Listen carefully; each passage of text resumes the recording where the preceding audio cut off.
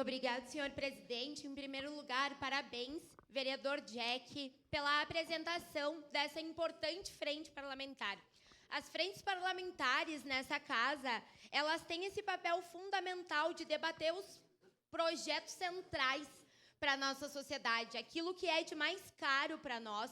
E quando se trata do fim da escala 6x1, sem a redução salarial, é um debate importantíssimo, porque a gente está falando de diversas questões, que não são só pura e simplesmente econômicas.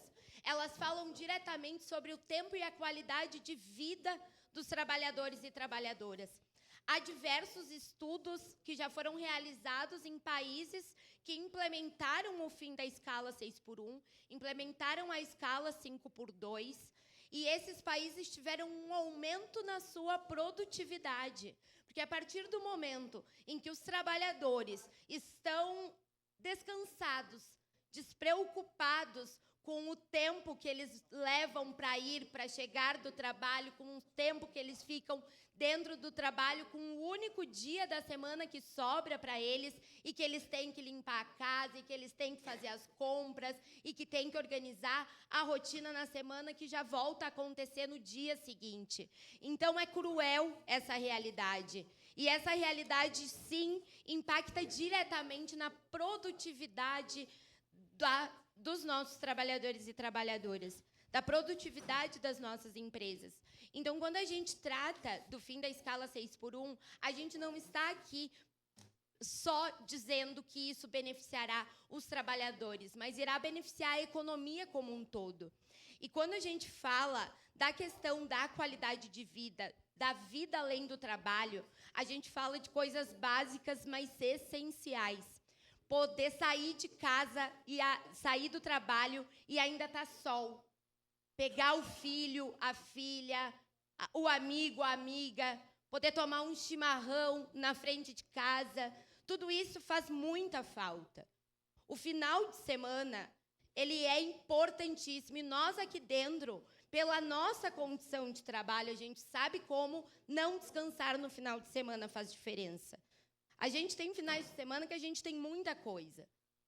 E a gente começa essa semana cansado. Tenho certeza que isso acontece com todos nós. Se a gente não consegue parar para descansar no nosso momento de descanso, a gente fica mais estressado, porque a gente não vai ter tido um tempo de jogar conversa fora.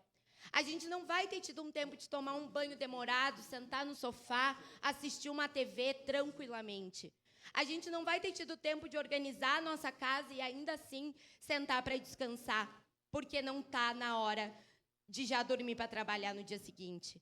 Então, é importantíssimo nós falarmos da vida além do trabalho nos tempos que atualmente gritam socorro quando o assunto é saúde mental. A gente sabe do escalonamento gigantesco do índice de burnout, que é o estresse extremo gerado pelo ambiente de trabalho.